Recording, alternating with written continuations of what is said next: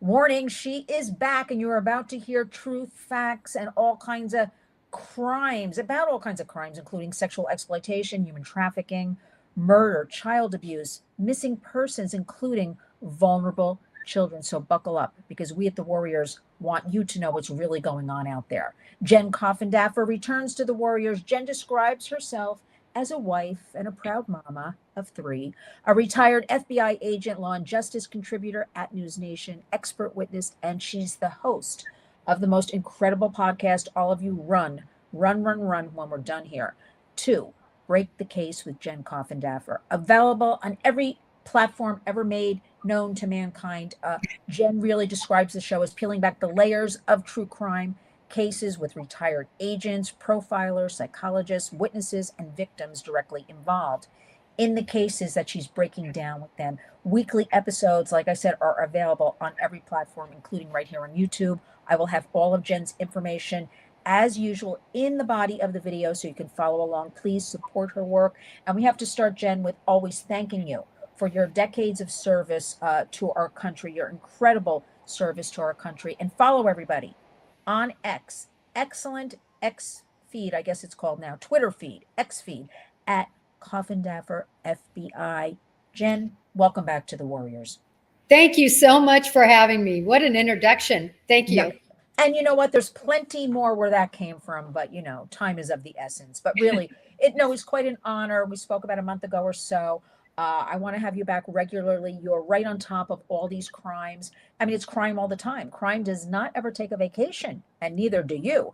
I mean, there is a lot to break down. I want people to understand. But you know what, Jen, more than that, I want people to be aware. So anything you can share with them may be sort of a prevention, because I have to start with something so horrible. We have another 2-year-old missing, Dane Paulsen. So if we can provide information so parents, caregivers can be aware, we could perhaps save lives. Tell us about this case of little Dane. You know, Dane Paulsen, only 2 years old, and he lived in a house that abutted right up against a river. And this was a fast moving river. There was a lot of shrubs that was on the perimeter of the river.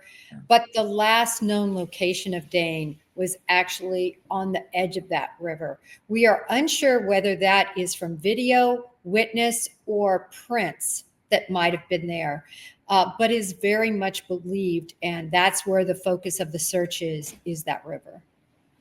So what is the story? Because I woke up the other night. Now, Jen, just hear me out. How come everybody on their doors on the inside, when you have little kids in your house, why don't they put locks like way up on top?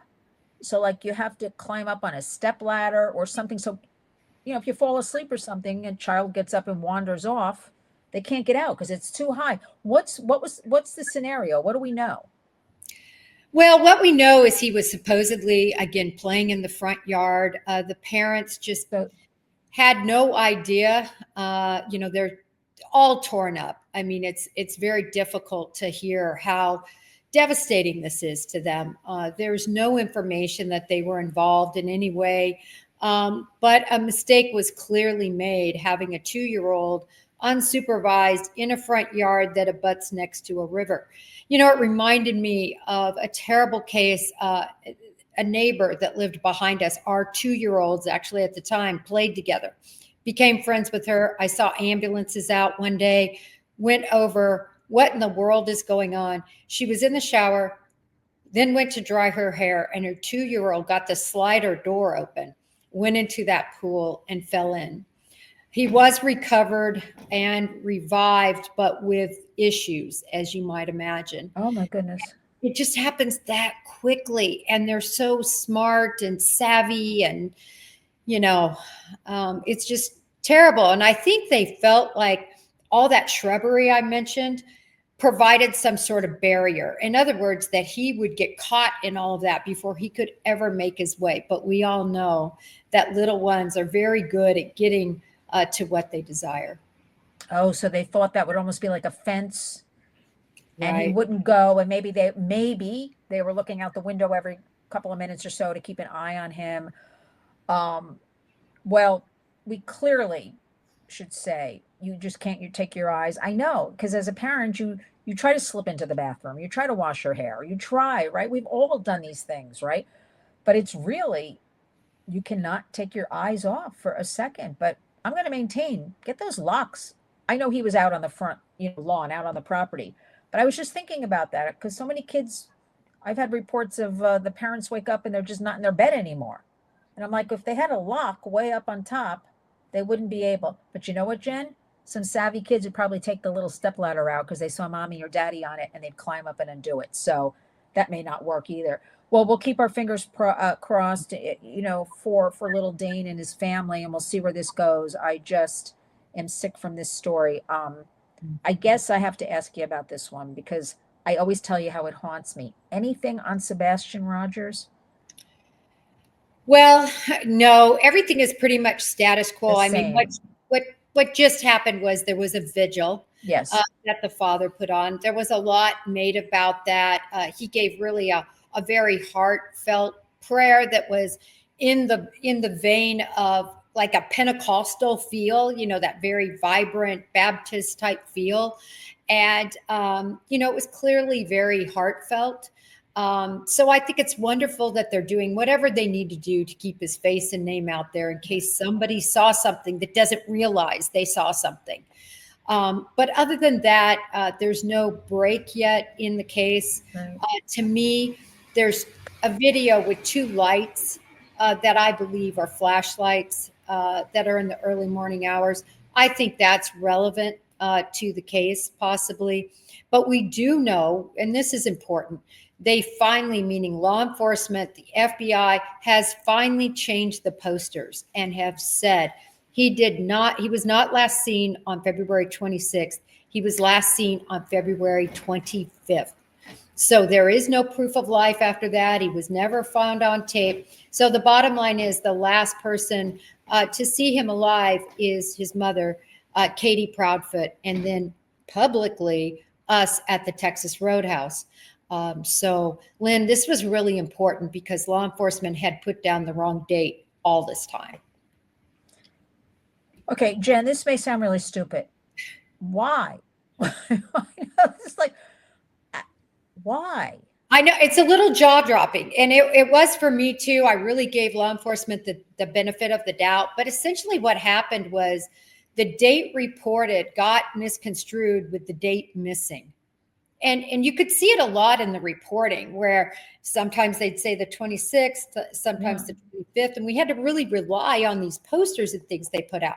Well, they finally, fessed up. Listen, that was really the date reported, not date last seen. And all of a sudden you could see the poster date change. I was so happy to see that myself and many others that have been really pushing this case and pushing correct facts to be put out there.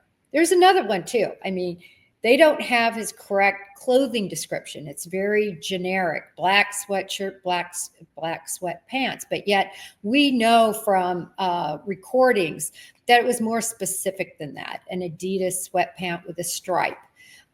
So, there's a lot in that case that is concerning in terms of the reporting. But it seems to be starting to come back in line with known facts. Wow. Well, we'll continue praying for Sebastian. I just keep seeing his face. Yeah. And I think, was it you that put him out on his bicycle? Yes, I think I saw it was you that did.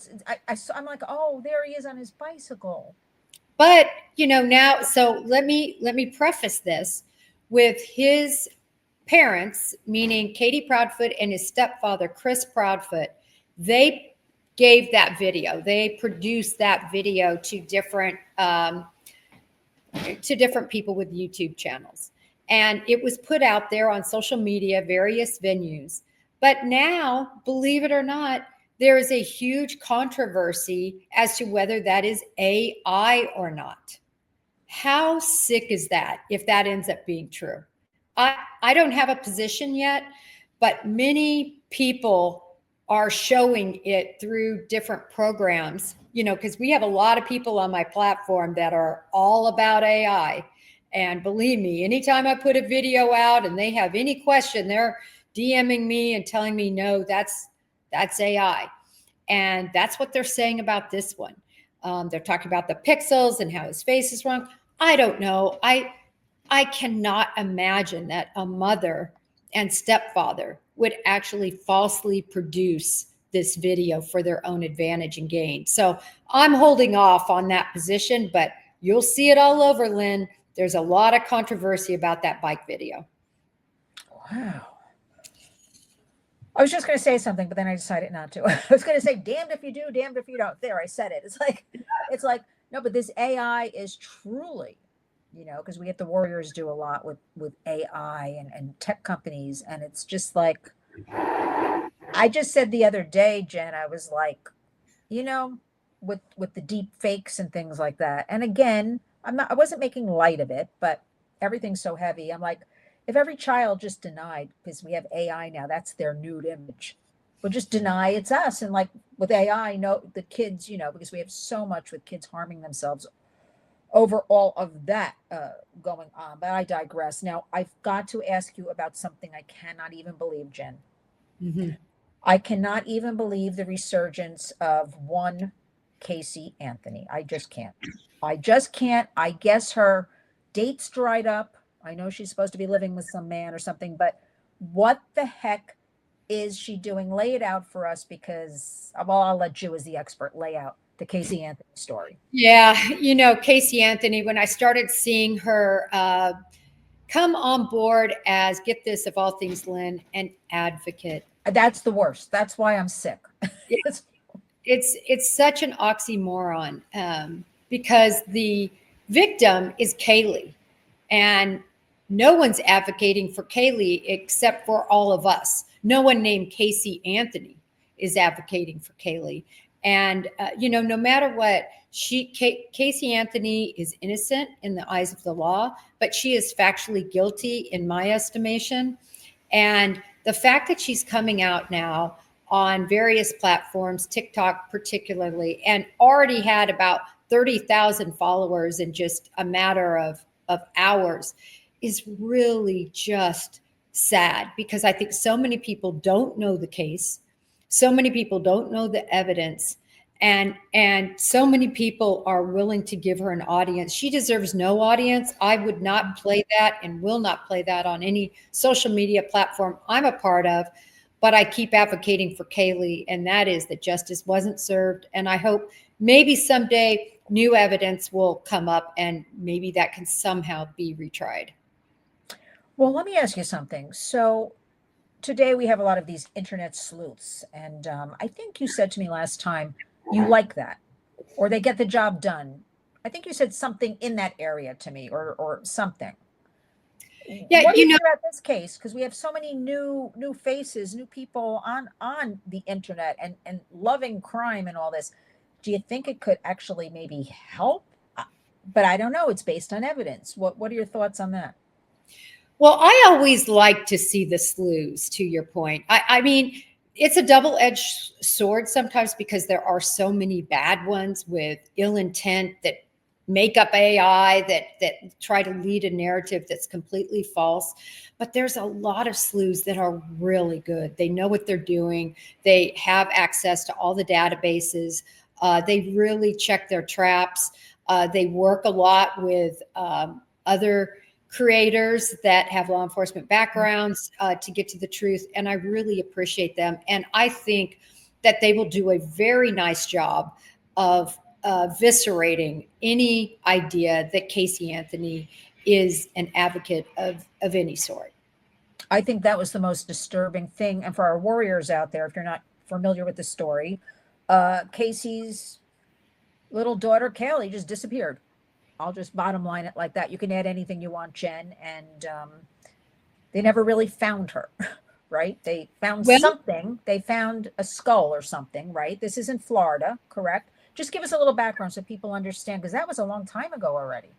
Yeah, it's been a long time ago. But basically, Kaylee Anthony went missing.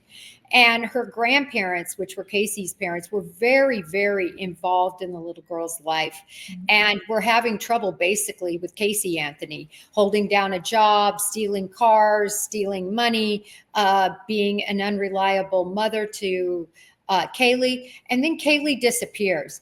Finally, after 30 days, more than 30 days, Casey Anthony finally reports that her daughter is missing. She makes up this huge web of lies that a woman with a Hispanic name, who she said was the nanny, had taken, or she dropped her off at this apartment where she lived and hadn't seen her since. Well, police went to the apartment. It was actually a complete bogus lead. No woman had ever lived there, named that name, or ever nannied for her. And in fact, Casey Anthony also made up that she worked at Universal Studios. But that was all a complete lie also. Law enforcement went with her. She went as far as to say, okay, fine, come down here to Universal and you can meet my bosses and see where I work. And they all said, she doesn't work here. So Wow. it was just a complete lie. So in other words, if you're not working, you don't need a nanny. The whole time she was missing, Casey was out partying hard. And what Yeah. happened was the vehicle that Casey drove had maggots, had chloroform, had decay, odors. There were all these intricate tests done with the maggots, with the odors. They had all these expert witnesses on to say, listen, basically there was a dead body in there.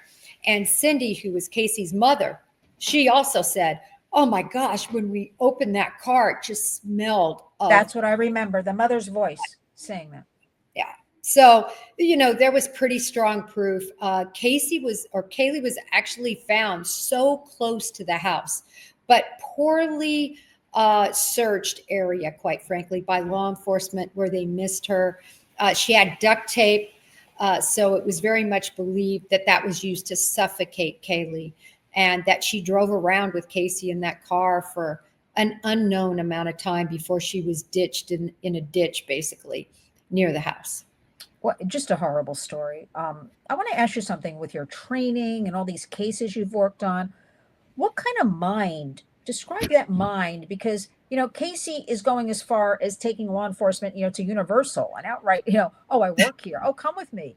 What the heck is she even thinking with all these lies and all that? What kind of minds do these people have? Are they just so gone? But describe that mind, because I think that's a hard thing. One thing if somebody lies, right? Or what, but okay, come on to Universal. I'm going to show you where I work. Right. Obviously something wrong, but what's the mindset of these people? Well, I always try to be careful when I say things like she's a narcissist, because I'm not a criminal psychiatrist. I don't have that training, but I do have the experience of interviewing what I would call narcissists over and over and over again, because oftentimes the people that are involved in crime are narcissists. What I mean by that is, and I'll say they have narcissistic traits. They don't think anyone can catch them. They think they are smarter than everyone. They think everyone actually wants to cater to them and wants them to win at all costs. They have such a warped reality of what people really think of them and what they think of themselves. And I think she is a clear example of that, of, you know what? I am so smart, I can get over on anyone. And she kind of did. I think she did. Well, for now. Well, let's say for now, right? I'm going to say for now. I just feel like this story still has some kind of legs. It's going to go somewhere, actually. But I will repeat like a broken record when I saw because I watched her little video, because I like to watch, so I know what I'm talking about. When she said she's an advocate, Jen, I was so angry. How dare she do that? But we're going to be watching her, I guarantee. I want to ask you about Ghislaine Maxwell being involved with Jeffrey Epstein. The only one, I still wonder why she's the only one actually in prison right now. Maybe you can share some information, your opinion about any of that, with sex trafficking and all of this abuse. There's some rumors she may be seeking a pardon from President Trump. I don't know about that. But I do want to ask you, being in New York, being very familiar with that case, hearing a lot of buzz on the streets even before any of this case broke, so many people would say like, oh, there's Jeffrey Epstein, predator. Years ago, I would hear this. Why do you think in your opinion, in your expert opinion, why is she the only one in prison? I can never figure that. It was obviously such a complicit operation, what we know about it. There were plenty of people working. How come only she's the one? I think it's wrong. I honestly believe that they felt like they got the two heads of the snakes, right? They got Epstein and they got Maxwell, and they didn't go for, as some would call it, the more low hanging fruit. Although I don't really consider it that. I still think that the Johns should be held accountable. I think that the individuals that helped make that operation run clear down in the Virgin Islands, where I lived and was SSRA during this time frame, all of them should have been held accountable. They weren't. But I want to tell you, Lynn, what really concerns me right now, and that is this evidence that is purportedly in the care, custody, and control of the FBI, and was not and has not possibly been turned over to the Attorney General's office. I'm sorry, the U.S. Attorney General's office. It's really concerning. I want to correct myself again. The U.S. Attorney's office, the United States Attorney. This is the problem. You have Maxwell, that of course is on appeal with her case. You have all these other cases that maybe could be made with that information. What happened with discovery? That should have all been discoverable, turned over to Maxwell's defense and Epstein's defense, quite frankly. I think they are in a huge legal quagmire. The fact that it would seem the U.S. Attorney's Office doesn't have any of this. You went right into my next question. I was going to say to you, what is going on, with our Attorney General Pam Bondi, and everybody was so, I'm sure you're aware, they were so excited the other day. That's the word. Like, oh, we're going to learn all these things. And I said to myself, I bet you we already know most of these things. We're not going to be that surprised. And then, of course, many people were let down by the information. But Jen, it just looks like, where is that information? Maybe gone forever, because where has it been? Where is it? Well, I think it exists, and I think it's, somewhere between all these FBI offices that were involved in this case. I mean, you had multiple jurisdictions, multiple instances concerning the individuals that were flying over to the Virgin Islands, to his island. There's so much evidence there. But what I don't understand is why all that evidence wasn't obtained and sent to the Central New York office, and then given over to the U.S. Attorney's Office so long ago. This is just so wrong and egregious, in my opinion. Being an FBI agent, when you go to court, they get everything.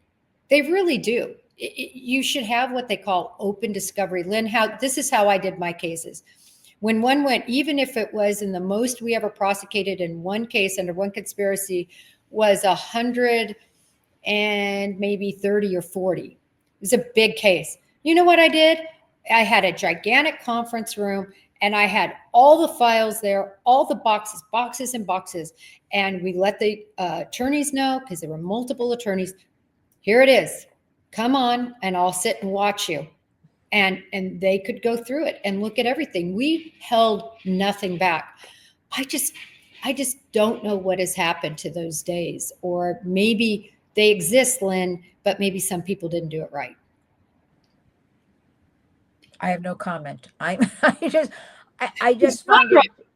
No, I just find it so incredible, and I also, because we do at the Warriors do so much work with survivors and victims and things like that, especially behind the scenes, and there's really, in all of these scenarios, never really emphasis on that sex buyer, or that, that predator, or that. And I find that so offensive as well. None of those people were, or seem to be held accountable about any of that. A couple have disappeared, I've noticed, just not on the radar anymore, so to speak.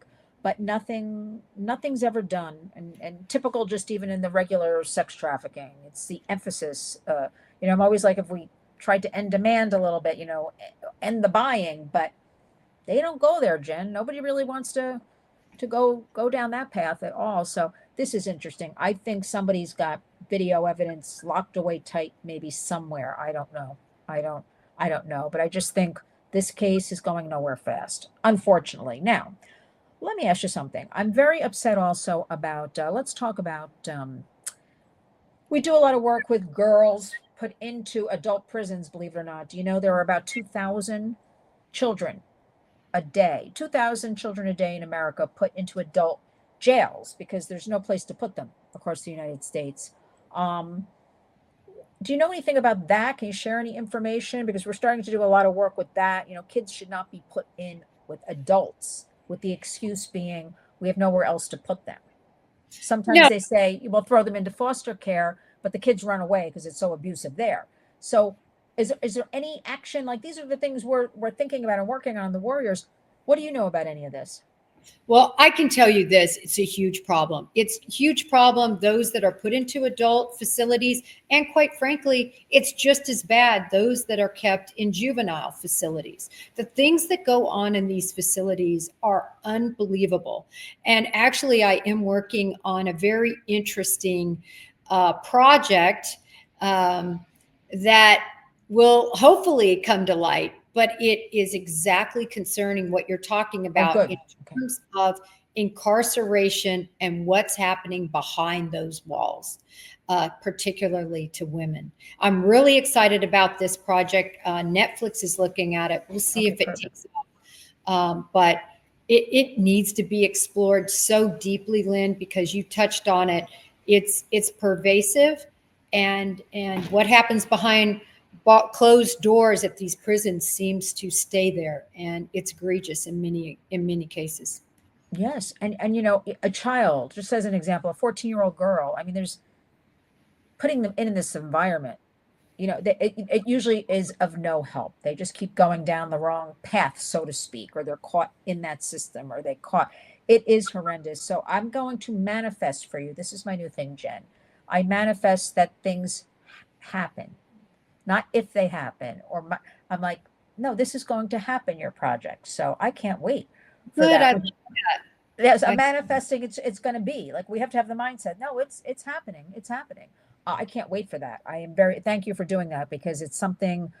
It seems like every day I'm getting information. I'm getting some reports. There's talk about it, but there's nothing, of course, being done. So this would be such a great public awareness piece, right?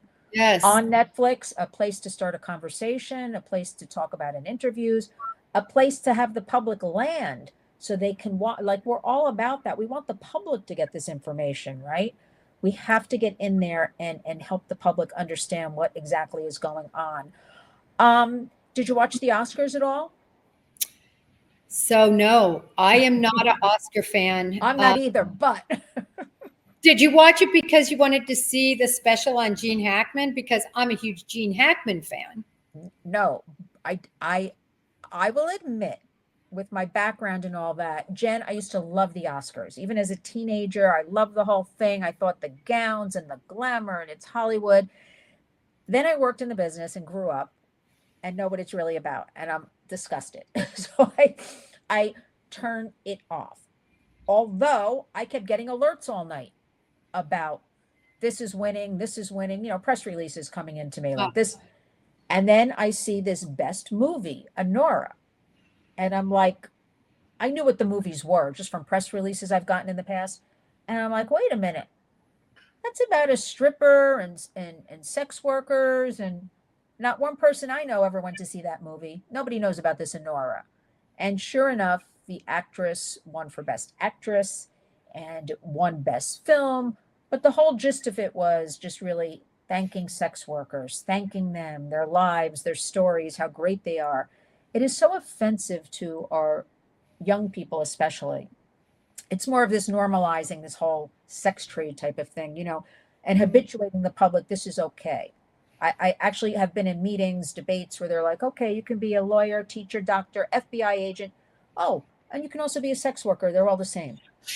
I've actually had people, and that's a mind think across the United States in a lot of the major cities. Like, people don't know this type of thing. It is not okay, because no little girl or boy wakes up and says, I want to be a prostitute. I guarantee you they don't wake up and say that. Mm-mm. So I just found that. I thought I'd just throw that in. But you did say about Jean Hackman, I didn't know him.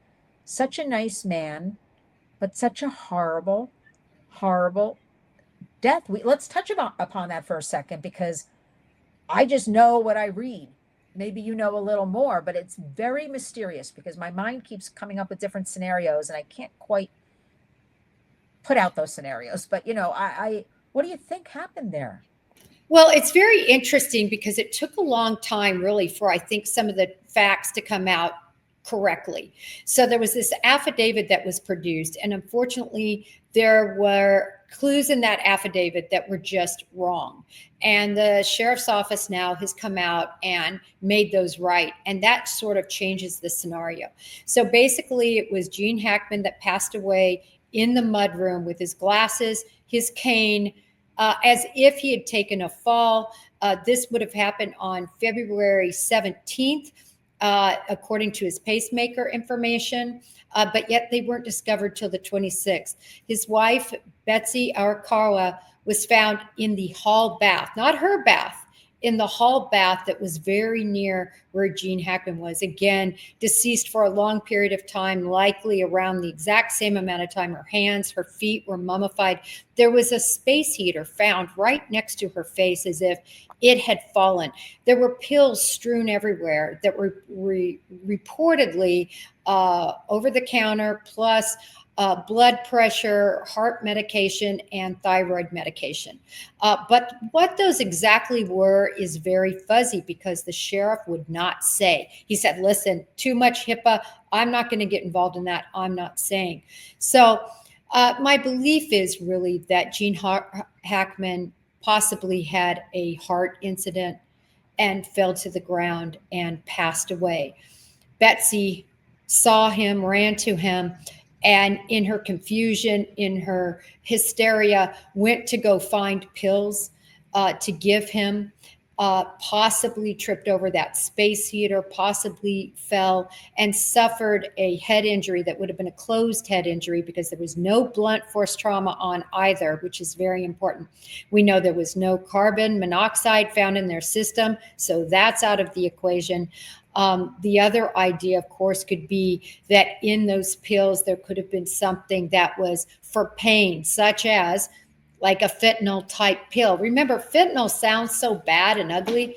People are prescribed fentanyl all the time for breakthrough horrific heart pain, as an example, and other sorts of pain. And when used correctly, it's a wonderful, and in the right dosage, it's a wonderful product to help with serious pain. He was 95. He shouldn't have had to endure pain. So I keep wondering if something like that happened in terms of a possible dose that was taken, not purposefully, no way, but accidentally in some way. The reason I say no way was this a suicide, and I'm sticking by this strongly, they loved their dogs. They had a German Shepherd mix, and another mixed breed that was 12 years old. Well, in the affidavit, it said he was in the closet. That wasn't accurate. He was in a cage. He was in a kennel. And so likely died of starvation and dehydration. That now leaves us really with only two mysterious deaths. And I think either of those scenarios explain what could happen. I like that. She rushed off into the bathroom. That's how the heater fell over, hit her head. I just found it right away when I first heard the story right away. It was like very early in the morning. I heard it when I woke up.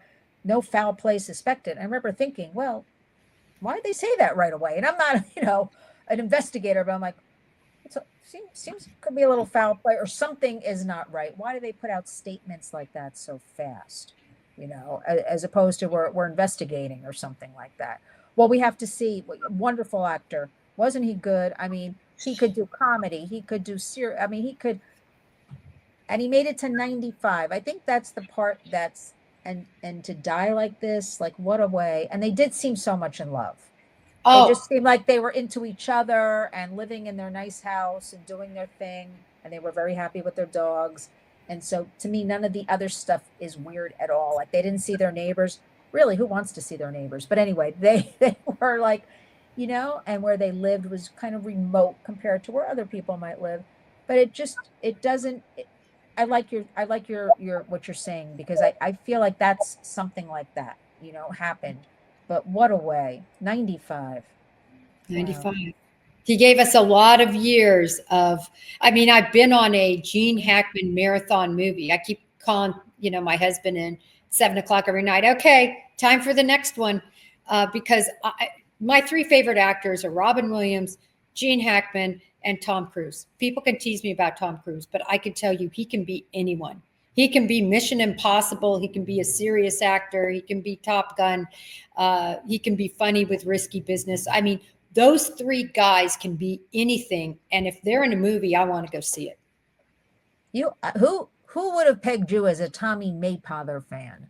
But he's from my town in New Jersey. Really? And so, yeah, we knew the family, and their name was Maypother. Really? I didn't Tommy, even. Tommy, not Tom, Tommy Maypother. Wow. Yeah. I didn't know that. I haven't done a lot of research on him. And I know I know he jumped on Oprah's couch and things like that. But when we're just talking about strictly, can you act? Can Right. you make your real acting? Oh, so good. I know he gives his all to movies, as we digress with the Warriors program, everyone. I wish he would actually do more, because he is so capable of, I know he spends years doing his last movie and all that. And then we had the COVID disruption with films and all that. But I'd like to see him do more, because he is that kind of flexible, can do those kind of characters. Very rare for somebody.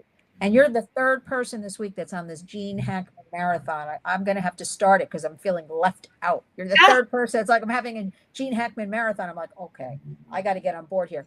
Okay, Jen, finish us up as the clock ticks away.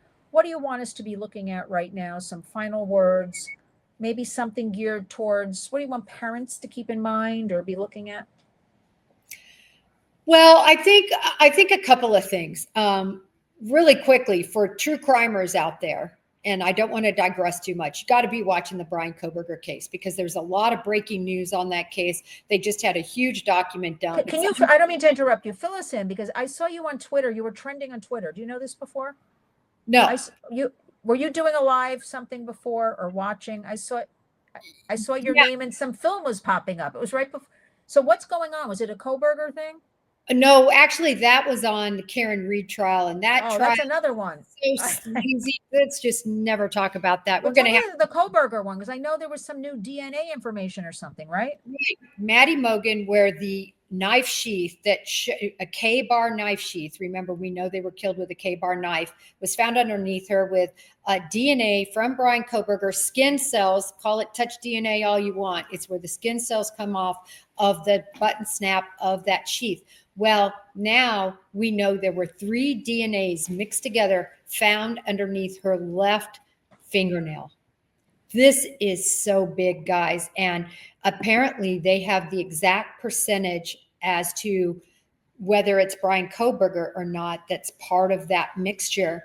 And the defense is saying, please, we do not want that in there. They've blacked it out for the public record, and they're asking the judge, keep it out. We don't want the jurors to hear what percentage that DNA is likely his.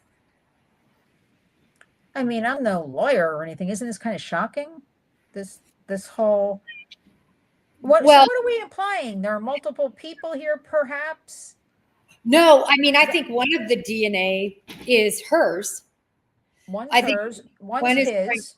Kohberger, and the other could even be Kaylee, who's sleeping next to her, right? If they ever touched each other or whatever. Again, right. It was a mixture, and because they're partial profiles in this, they can't make out really any of them to 100% of uncertainty, right? The button sheath is octillion 5.37. Don't hold me quite to that. Octillion, though, is correct that it's him, right? More than anybody in the universe, in the world, it's him.